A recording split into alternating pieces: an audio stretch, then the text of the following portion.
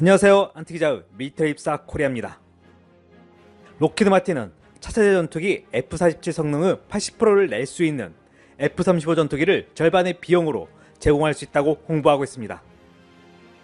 이는 엄청난 주장이며 F-35를 향후 수십 년 동안 활용하고 잠재적으로 F-47의 대안을 제공하기 위한 것입니다.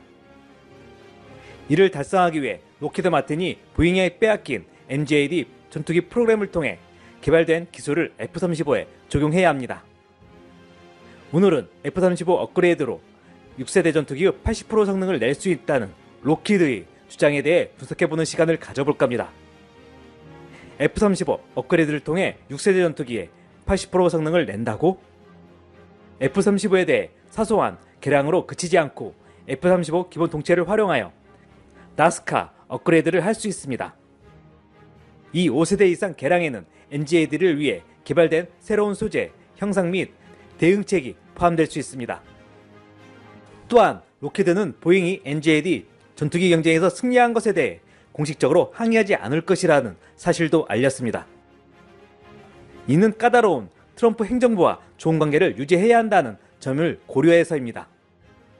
록히드 마틴의 CEO는 NGAD 기술을 F-35 플랫폼을 활용하여 적용한다면 5세대 이상 성능을 구현할 수 있으며 F-47 전투기의 절반 가격에 80% 성능을 구현하여 5세대 플러스 전투기로 업그레이드하겠다는 구상을 공개했습니다. 이러한 비전을 뒷받침하기 위해 과감하고 혁신적으로 추진하고 내부 역량과 AI 자율성, 유무인 팀 구성, 그리고 전체적인 지휘 통제 시스템을 기반으로 더욱 발전시켜 나가야 할 것이라고 밝혔습니다. 이러한 기술 투자는 고객 우선순위에 맞춰 조정했으며 비교적 저렴한 비용으로 의미 있는 성능 향상을 이뤄낼 수 있다고 합니다. 이미 일부 기술들은 F-35 블록4에 적용 중에 있지만 다른 기술들을 적용한다면 미래를 위한 성능 강화가 가능할 것이라고 합니다.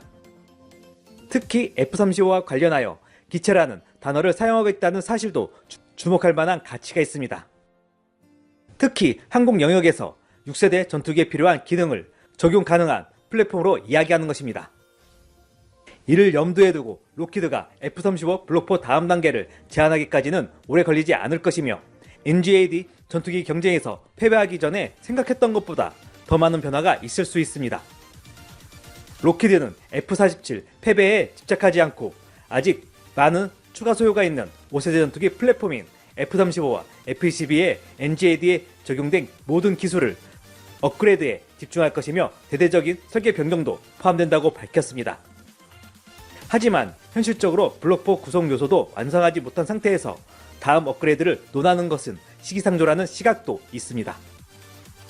더욱이 트럼프 대통령은 F-47 기술의 해외 수출에 소극적인 태도를 보이고 있어 NGAD 기술을 채택한 F-35를 미 공군용으로 개발하는 것을 허용하더라도 이를 동맹국에 수출할 수 있도록 허가할지는 알 수 없습니다.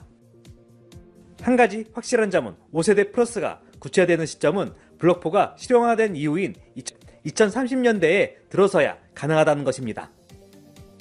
6세대 전투기에 적용되는 신기술은 미국 6세대 전투기인 F-47과 FA-XX에는 다채널 레이더가 적용될 예정입니다.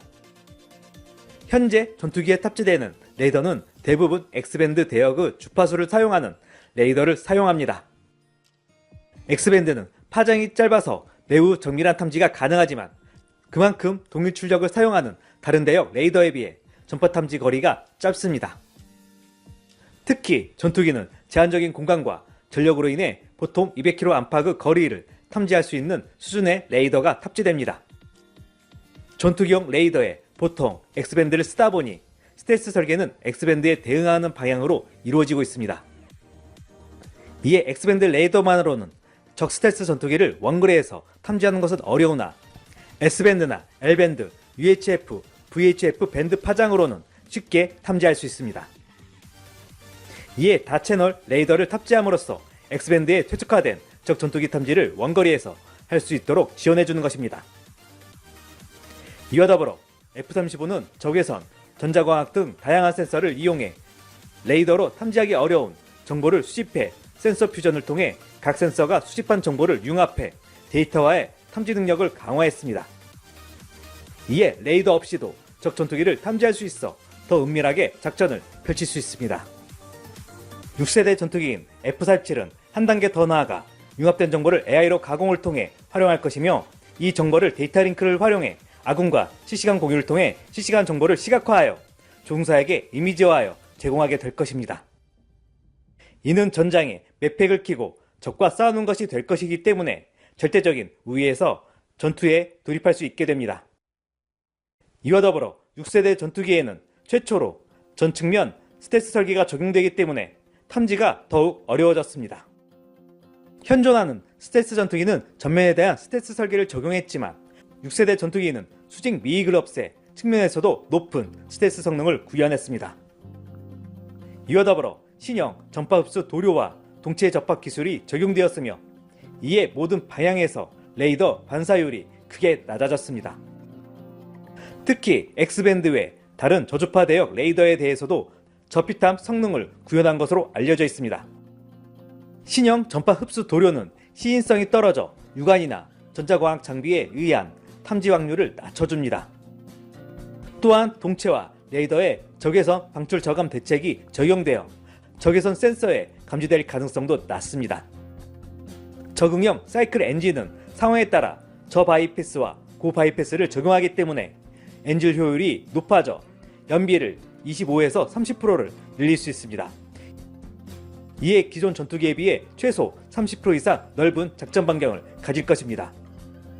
하드웨어적으로 내부 무장창에 기존 F-35의 2배의 미사일을 장착할 수 있다고 밝혔으며, 이는 최소 8에서 12발의 무장이 가능하다는 것을 의미합니다. 현재 F-35에 6발의 암담 무장이 가능하도록 개발이 진행 중에 있으며, 향후 8발까지 탑재도 고려 중인 것으로 알려졌으며, 블록4에는 적응형 사이클 엔진 적용이 될 것으로 보고 있습니다. F-35에 적응형 사이클 엔진을 적용한다면 현재 공개된 6세대 전투기의 기능들을 F-35의 외형적 기체 디자인을 빼고는 대부분 적용 가능하기 때문에 F-47의 절반 가격에 80% 성능을 구현할 수 있다고 밝히는 것입니다. 하지만 늘 그래왔듯이 록히드 계획처럼 가격 통제를 하기는 쉽지 않을 것이고, 현재 예측하고 있는 F-35의 2에서 3배의 6세대 전투기 가격 또한 더 오를 수 있기 때문에 사업은 진행해봐야 알 수 있을 것입니다. 여기서 우리가 주목할 것은 현 KF-11 플랫폼을 향후 블록3로 업그레이드하여 6세대 전투기 기술을 적용한다면 6세대 전투기의 80% 수준에 근접하는 전투기를 만들 수 있다는 것을 의미합니다. 이런 의미에서 KF-11 블록3 혹은 KF-XS는 6세대 전투기에 들어갈 기술을 반영할 수 있게 확장성 있는 설계를 적용하여 기획, 제작되어야 할 것입니다. 오늘 준비한 내용 여기까지입니다. 안티기자 밀리터리 입사 코리아 멤버십에 가입하시면 영상 제작을 후원하실 수 있습니다. 구독, 좋아요, 알림 설정은 좋은 콘텐츠 제작에 큰 힘이 됩니다.